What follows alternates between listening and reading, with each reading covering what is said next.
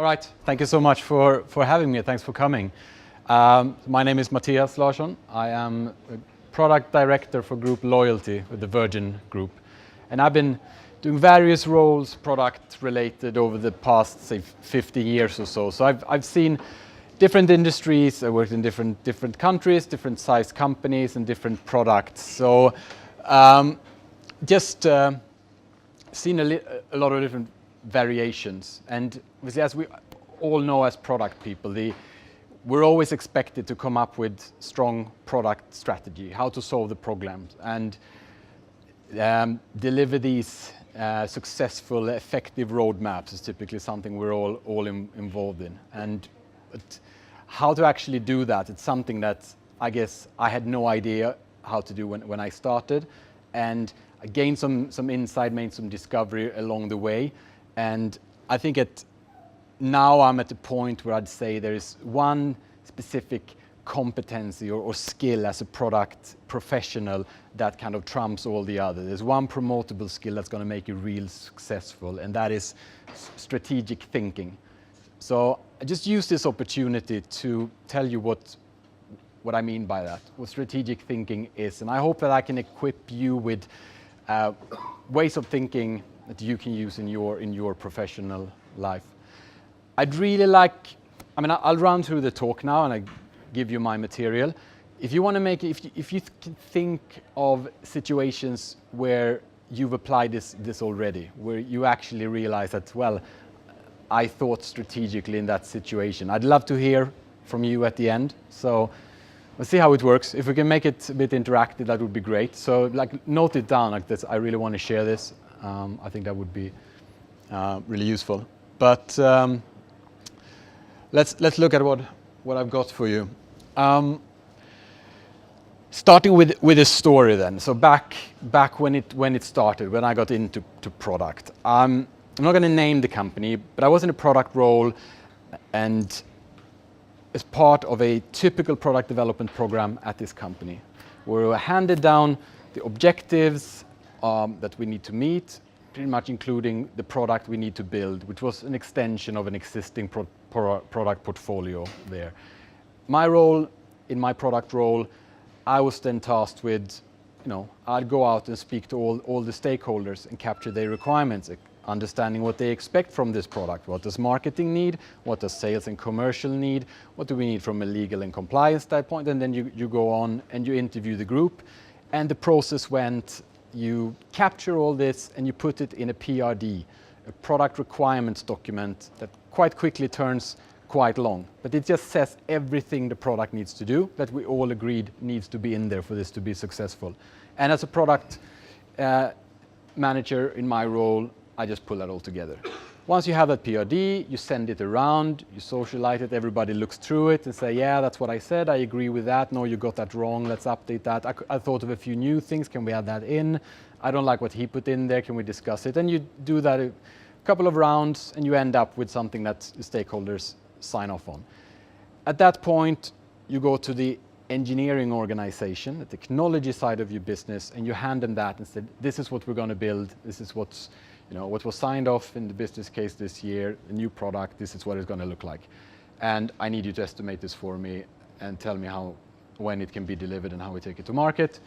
And you come back, and they always come back with something ridiculous. They read a lot into this, and it's a 2-year. And in this example, it was something like that. Way over, we needed it 4 to 6 months, acceptable, 2 years out of the question.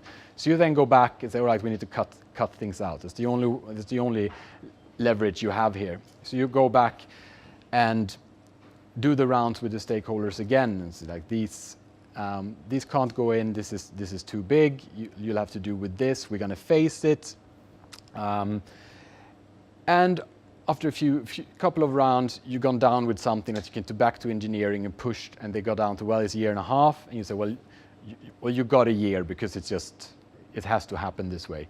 And you escalate, it goes the round, and then you reach a decision. This is the PRD, engineering's told us how long it's going to take, we decide to do it, and I now go to the design department and say, this is what you're going to design, so that you can hand it to the engineering technology so they can build it. And and off you go. And then you've got then you start,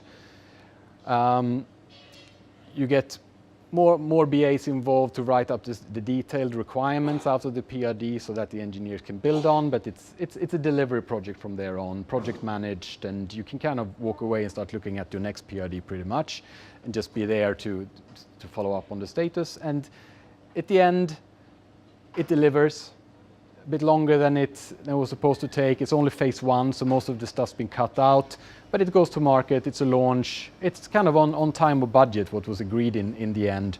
And then not much happens, you know. Got a few customers, you know, happy faces, we released, which was good, and then people forget about it and it will be switched off by someone else at some other time, and that's it. And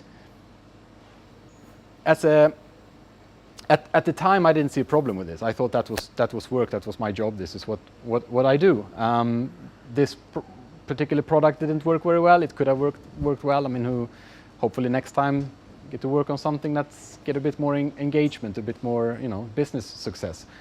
As a case study, it's not very dramatic. Usually you read case studies with failed products and it's, you know, it blows up, everyone's unhappy, they resign, the product's a disaster, it blows up, people die. I mean, that's kind of case studies you read. Usually though, this is what it looks like. Product failure is very quietly just goes away. It's just no one really cared about your product. Sorry. And you move on to the next thing. It was only later looking back that I realized there's a lot of anti-pattern here. There's a lot of problems. This is not how to build a good product. And the things that, you know, stands out immediately, I guess it's completely internal. Should I talk in this one? Is it? Oh, yeah. Let's see how this works. There's a few obvious anti-patterns here. I guess one is the planning process is completely inwards focused, only speaking to stakeholders. At no point did I speak to a customer. I mean, that was just not something we did. The plan or the initial idea of why this was a good thing to do was lost along the way. That never filtered down to me or to the teams. If someone would ask me, why are we building this? What's the point of it? Why do you think this is going to be successful? I would not have been able to answer that. It's just not, again, how it worked. And as a product manager there, I was a order taker. I was just delivering what stakeholders asked me to deliver, and that was my role. I think you could probably all, you know, give me ideas, suggestions for how this could have been improved. There's better ways of building product. I think we all know that, agree to it. I don't think this is particular, you know, shocking or out of this world. There might be some of you who think that this is highly dysfunctional, and that's, you know, that's fine with that. It's a good realization, but it's not. It usually doesn't come to this is not a story that people get shocked about. How can it possibly work like that? We're kind of used to this. So looking at, you can flick you'd probably tell me that there's better ways of doing this. Have you heard about lean startups, MVP? You should have come up with a hypothesis, something that you could test early on to understand if this really works in the market, test it cheaply and then build on it, iterate. You could have used agile software development where you work in shorter iteration, deliver value sooner, and you learn from it. You should have applied design thinking or a jobs to be done framework, innovation techniques, or you should have done customer development. There's a lot of frameworks, a lot of ways to go about this. And I absolutely agree with that. And I think if I did it today, those are the type of framework that I would borrow from, that I would use and apply to not repeat a mistake like this, to actually make it either be able to kill it early, to save the money and, you know, the man years of work that people put into something that no one cared about, or to actually turn it into a success. So all good.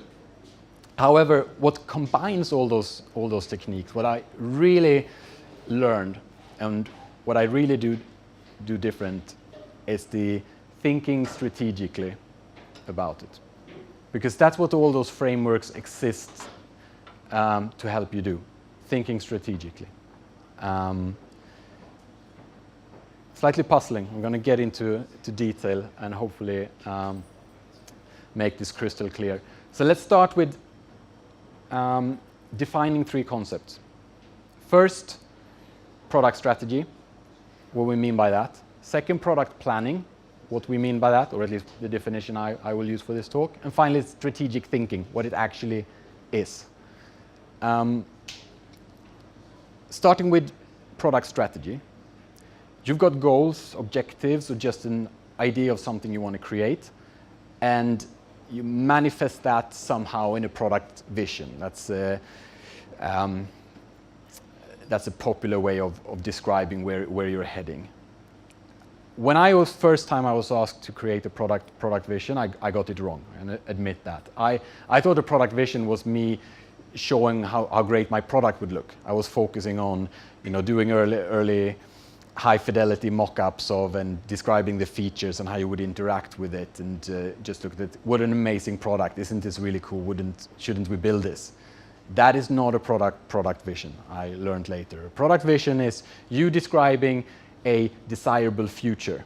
Show the life of a customer, how much better it is now when your product or service exists, and how that actually created, a profitable market that your business is making, is benefiting from. That's a product vision. The last product vision I created, which was at Virgin, I only focused on storyboarding, almost like comic strip storyboards, just talking about the customers. This is what they try to achieve. This is what they need, they want, what they love, and this is how their pains have been relieved and how their lives are better. Doesn't really show the product, because I don't necessarily need to know what my product looks like when I started process. Probably I shouldn't know. I shouldn't be too much in love with it, what I want to create.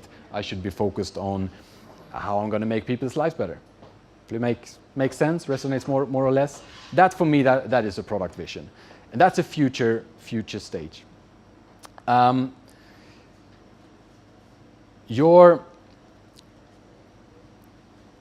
Obviously that's not where you are today.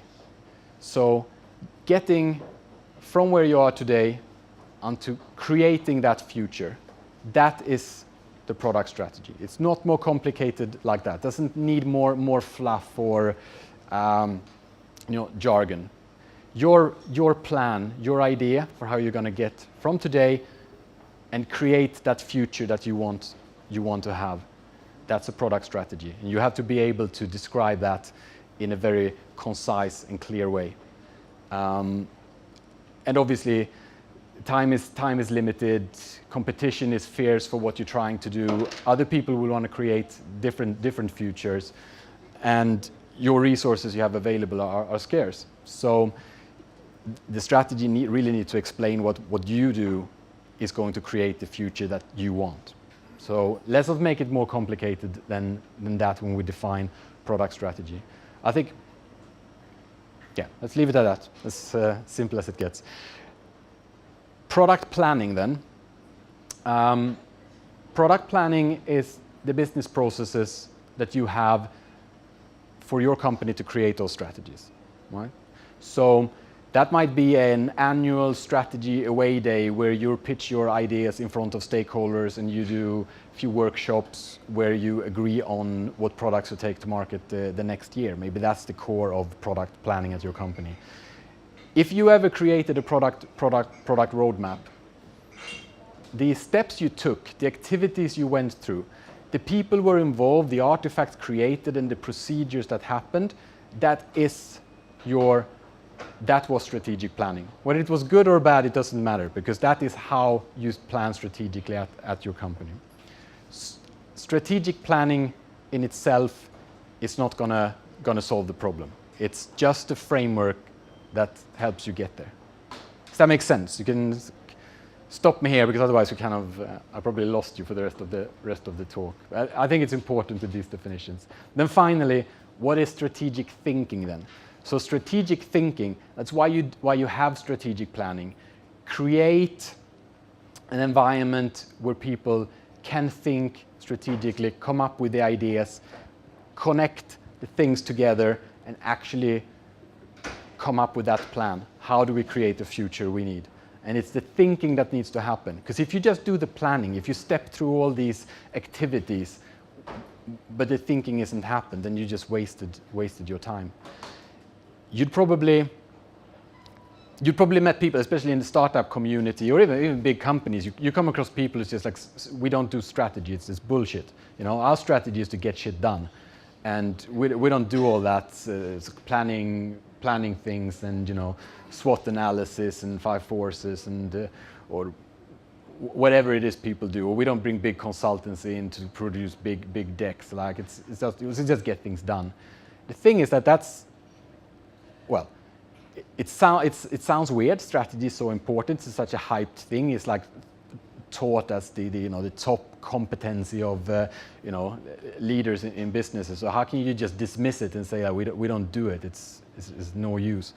Actually, those people, especially if you hear that from a startup founder, say, I don't have time for strategy, I just need to build my business and get stuff done. That person has a laser focus. He knows exactly what the future that he's trying to create is. He has a clear vision of what that looks like and how he's gonna get there. He constantly tries new things, learns from it, adjusts, and are really on it, creating the future he wants to create. It's strategic thinking applied every day. Obviously, he doesn't need to go on a 2-day strategy away day with his team. He's doing it, he's thinking strategically. The reason why you have strategic planning in other organizations is that they want that to happen. They want people to understand what the future is creating, and they want people to somehow think and come up with those ideas and be just as creative and effective as that startup guy. You with me so far? This makes sense. I'm building up here. So, I guess let's go on to the next. It's a weird formatting. No, back one. That's not loading. Well, it's a picture of a. Yeah, sure. This one, yeah? Yeah, this is one, yeah. See if it works. So when I was first time I was asked to create a strategy for my product. As a product manager, it was just something a product manager had to do, kind of. You can maybe jump out of presentation mode. You've seen it. Reported to get a bounty. Just let it like this. Yep. First time I was asked to create a strategy, it was just something a product manager was expected to do. You need to have a vision for your product, and you need to have a strategy, and you need to have a roadmap, and you need to be able to, come to the, go to the company general update and present it. But no one was really able to tell me what it was. And I was asked at that point, is there a template, is there like a format I should follow? And no, it's just anything, just present your product strategy. If you don't know what it is, it's a kind of, you Google it, right? And you see like, how do people do this? And I found something that looks like credible. All right, this is what it is. You have like you write a vision and you write a mission statement, and then you fill in different boxes. This is just an example of a canvas. There's loads of these out there, like templates, canvases, matrices that you can kind of fill in. And I thought, like, that makes sense. And if I fill in all these boxes and populate this, then I created a strategy, something I can share and people can use, and it shows that I tick the boxes. Obviously, it's not uncommon. You come across this quite a lot. But I mean, from what I said already, it's kind of intuitively this is not right. Filling in a canvas, there's no strategic thinking required to fill that in. You just populate the boxes. They might be useful, these canvases, the template solutions. They might help you make sure that you thought about all the areas, thought about the right things. It might help capture all the thinking in one place. You can collaborate on it, or you can present it. So it's not bad things. Like canvases can be really helpful, but it's not it's not that easy. You just don't fill in a template and end up with an effective strategy. The hard truth is that you can't actually analyze, plan, or project manage yourself to an effective strategy, because strategic thinking is different. So let's look at what it actually is and how you would go about thinking strategically and come up with something that does work. You can try the next slide in. This one is gonna work.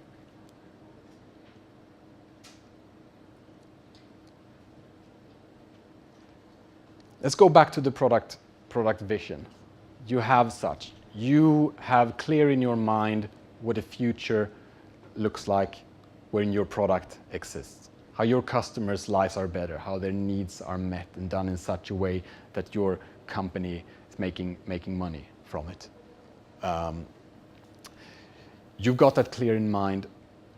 There are infinite number of possible futures. Everybody can try to create a future, shift it. There's no end to how many possible, the permutations of possible futures is endless, but only one is going to happen. That's the truth of it. I mean, and when we sit here today, we sit here today in a day that, only a few days ago was the future, and back then it wasn't clear what would exist today, what life would be like. Today, right now, it's obvious. It's kind of unthinkable for us. There is an infinite number of, alternative future that could have existed but never came into existence. We just don't think like that. As strategists, you should think about that, because that's I think that's the trick to it. So if you go back to today, where we are today, and you look at the past of what's happened in the past that led up to today, that's your starting point. That's where the pieces start to become clear. And as a strategist, you understand where we are today, what today looks like, what brought us here, and how can you use that to find leverage in there to actually create the future. Because that's what a strategist does, and that's what you need. That's what you can do in your product role, applying strategic thinking.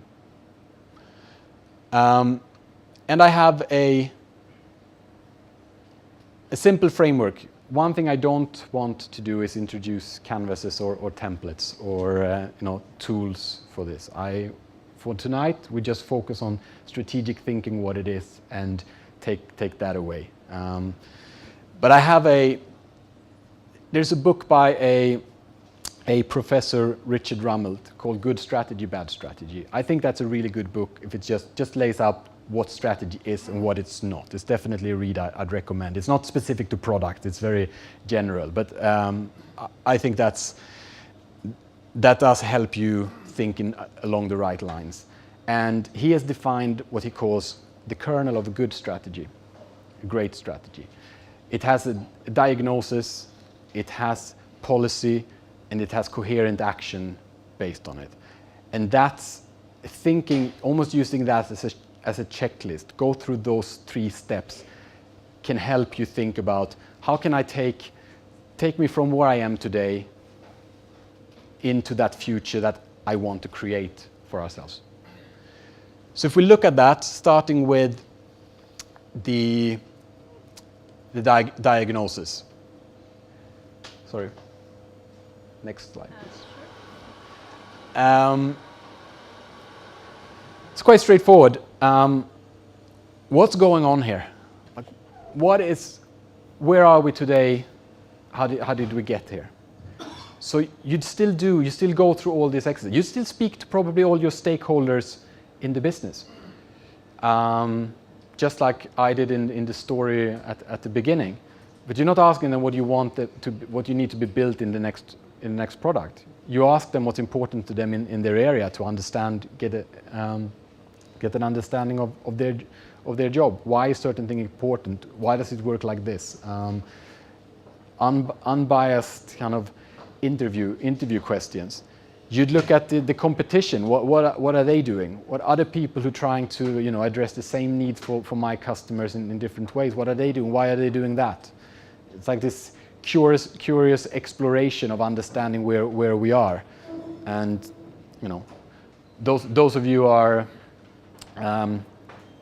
familiar with the design thinking process or in that framework, I mean, you'd recognize that that's just where you start. What's today's situation? What does it look like? And you go through that and you try to understand our customers, our internal stakeholders, our competitors, trends in the market and in technology. Build as good understanding you can and try to understand what in all this is actually critical for me to get from where we are now and to where I want to get. And that's a diagnosis of the situation. Create that diagnosis and make that really clear for yourself. That's the start. That is strategic thinking that's going to move you in the right direction. I was going to give you an example of a product I was involved developing, which was kind of a B2B network solutions where we basically ask companies to participate in a way in an ecosystem that give them access to a bigger set of pooled together customers that they can reach with marketing and advertisement. And there was an idea of this kind of closed group network that they could join and get benefit from. It would be a well spent marketing budget, the way we figured it out. And I'm looking at that with this where we are now, what we're trying to create, diagnose this, to create a strategy. And looking around how people saw this, how we were going to make money from it, why this was attractive, speaking to customers, everything looked good. Yeah, they were bought into it. It was a good idea. This was, the numbers would stack up. And then I came across something disturbing, and that's typical. There is something that is important that's going to capture your attention, hopefully, that you need to zoom in on. In this case, it was that this had already been done before. It's like almost the same thing by the same company targeting the same group, at least 2 times before and failed. There was no one around who'd been working on it, and no one really wanted to talk about it. But you pick up that's an anomaly. I need to understand that, because if this has been done before, why are we doing it again? Are we doing it differently? And digging into that, you realize that no, we're not. It's just we're trying to ignore the past, forget about it, and just pretend that we can do it better this time, for no particular reason. So going into more detail there, I realized that there's a fundamental disconnect here. The way this product was intended, or this ecosystem would be set up, kind of compromises the autonomy of these different companies. They're not gonna surrender, because it did involve a certain buy-in for them, certain investments, certain integrations that would give them, kind of give away the ownership of the customer, or how people like to talk, companies like to talk about it, if there's such thing as owning your customer. But they wouldn't be comfortable with that. They wouldn't do that integration, and it's kind of a showstopper, and you hit the wall before, and you realize we're doing exactly the same thing again. So as part of that diagnosis, we then looked at, surely we need to do it differently this time, because everything else looks good, and that's fine, but that's not the critical part of it. This is the thing we need to focus on from where we are now if we're going to create this future that we want to see. So we came up with, we need to look at other models. Is this the centralized control that we suggested there is not going to work? They're not going to give up their autonomy. Should we look at some kind of distributed ledger solution? It's quite popular these days, or which didn't work for other reasons. We looked at, what about running this as a platform? Maybe something that's like more of an open marketplace where these companies can participate based on kind of their own. They choose how much to invest, how much to spend, and how to collaborate, and completely changes the way we would design this and build this, because we no longer try to design a solution where we integrate everyone into. We turn it flip it on its head, we create an open marketplace that they can integrate to. It's a very different model. But that's the diagnosis, and think of that as an example of thinking strategically rather than just go and ticking the boxes. Once you got to that point, once you actually diagnosed the solution and come up with something that's focused, highlight the critical part of the situation that you need to pay attention to, you move on to the policies. You define policy around this that doesn't say what you're going to build. It's just focus the efforts. If we're going to be a platform, then the opportunity for growth here has come through network effects, not our marketing. We shouldn't have a big marketing team, and we shouldn't internal marketing team. Arguably, we shouldn't build a lot of features for outbound direct marketing. We should be looking at ways for borrow features from the big marketplaces or social networks, like invite your friend or rate a supplier. Things growth feature that would work in a marketplace. So you define that policy. It doesn't say what features those are. I mean, that you need to experiment with, you need to test with, but it says that this is how we're going to do it. This is where growth is going to come from. Give another example. We looked at the integration points. If you're a marketplace, you want open APIs, like easy to integrate to, and a high degree of self-service, because you're not going to go out and write big long 10-year-long contracts with close integrations with bespoke development. You want this to be able to scale out through network effects and make it a very low barrier of entry and self-service.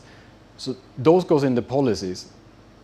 That defines how we're now creating, based on us having done that diagnosis, understanding where we are and where we're moving, defining policies that creates the focus, so that when people now start experimenting with what to build, how to create a service, how to organize ourselves, they've got as a guideline, something they can refer back to.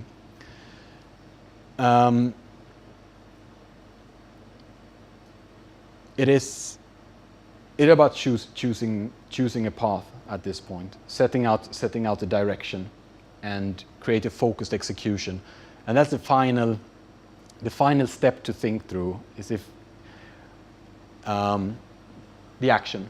Sorry, one more. A strategy is not complete without coherent action. It needs to explain how you're actually going to put this into practice. For product strategy, that is known as a roadmap. If you've seen roadmaps that are delivery schedules or just another version of a backlog or a kind of a Gantt chart or a timeline, that might not be a roadmap. That's the product of actual strategic thinking. Because your roadmap should be you thinking about how your diagnosis and those policies can be taken into action. What do you need to do? As the strategist, as the product manager, you can't just go to your engineers and say, like, it's the product strategy now, use this to build me stuff. You need that, just make it, it's good that you do that because it's clear, you take them to the reasoning and they're going to love you for it, because usually they don't get that. No one's able to tell you how you actually came to the conclusion you did and why you're building what you're building. So it's going to be appreciated, but they're going to ask for more details. So what do we do with this, most likely? Your job there, this is overwhelming. In my example, it's like we're going to turn this into a platform business, a marketplace, and we're going to change the way we market and integrate partners. Where do you start? Your job is to pass on a problem to the organization which is solvable, something that is, distilled down to something that people go, all right, I get that. We're going to build that first. You have to do that. You have to take and probably the final and hardest part of your strategic thinking process. How do I break this down to something, a proximate objective that will take us closer to the future and validate all those assumptions I made when I came up with my product strategy in the first place. That's what you need to put in place. And that's what roadmaps are for. So in this example, the roadmap, if you create a new marketplace, a platform business, you're going to run into the chicken and egg problem. Like how, if you want, demand side economy of scale, you got more partners, you get more customers customers will attract more partners. Where do you start? Who's going to come first?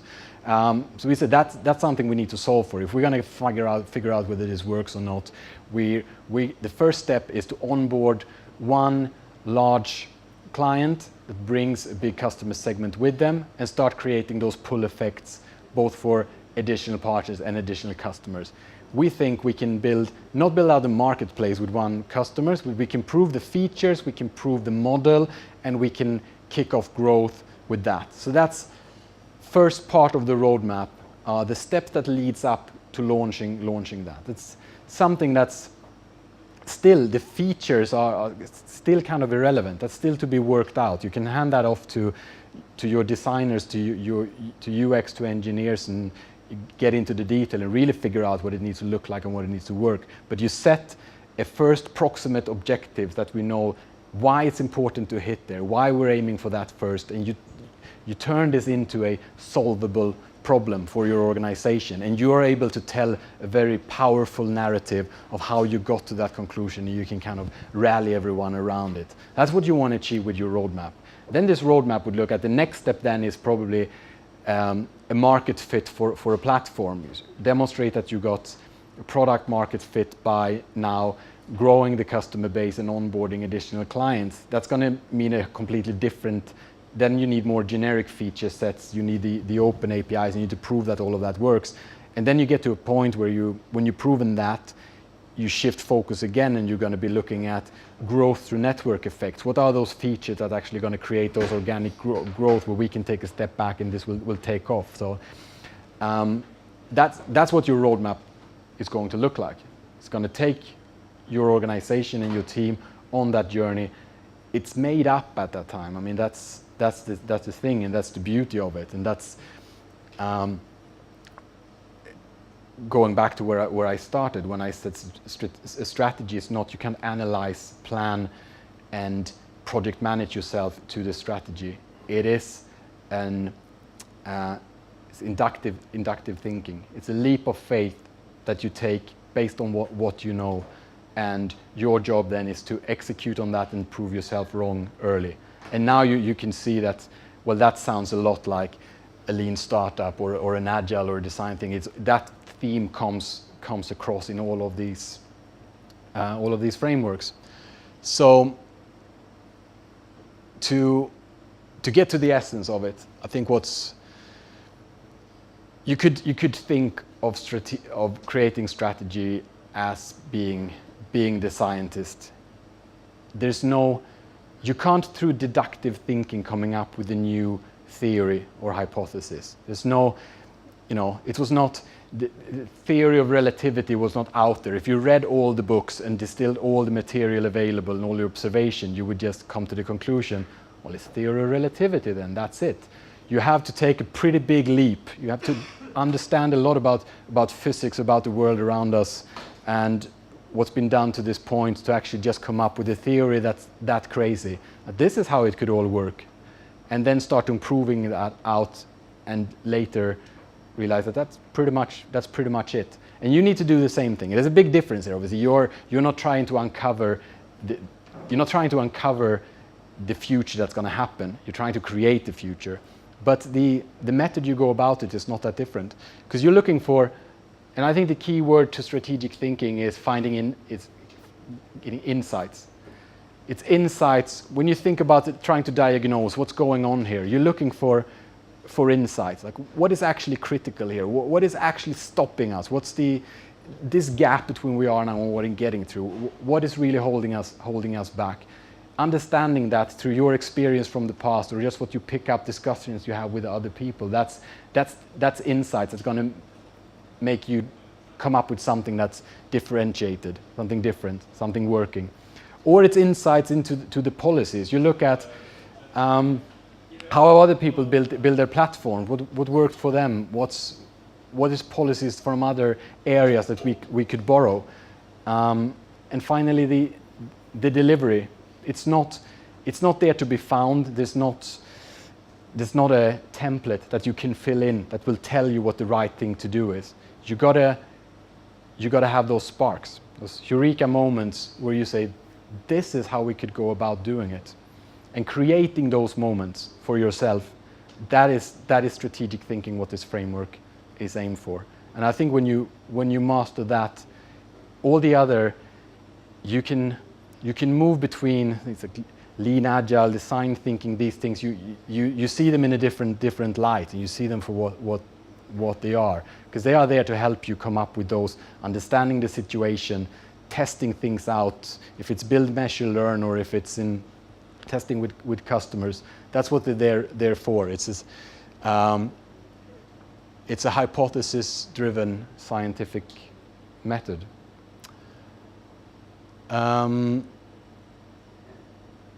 Yeah, I think we skip. So obviously what I like you to do tomorrow when you're back at work, if you're in product roles, like take out your product strategy, or what you have that looks like a product strategy, and look at it again and think like, have I gone to the process here of have I thought about how we're doing things differently? Have I covered all the angles and actually come up with a way that is this an answer to how we create the future that we want to see? And I guess the test you could take it through is could this work as a navigation app? If someone in my team want to understand how to get from where we are today to the future and how we're thinking about it, could I hand them my strategy? Would that be the navigation app that will show them the way to the future? Because that's what I want it to be, and that's how I want you to think about creating your roadmaps and your product strategies.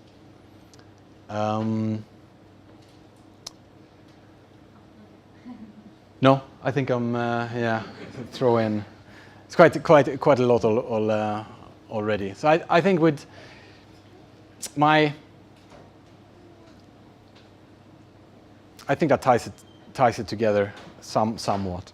I guess I'd leave you with a little tool that's good to have, and it's like when you look at your own strategy or other strategies, there is one test that you can put it through that kind of immediately reveals if you're on the right track or not. And it's ask yourself, if I would do the complete opposite of this, would that make sense? And if you say like, no, that make no sense, then you have stated your obvious in your strategy. Our strategy is to be, the top grossing app in the App Store by, why wouldn't you do that? It doesn't make any sense to aim for anything else. So it is not strategy. You have to be able to say, if we did something completely different, you think like, well, actually that doesn't sound like a bad idea. That's probably what a lot of companies does. Then you start to see that there's actually an understanding here. There's trade-offs being made, and someone created something hopefully of value. Going to leave you with that. Thank you very much for listening, and I hope that was useful. Thank you.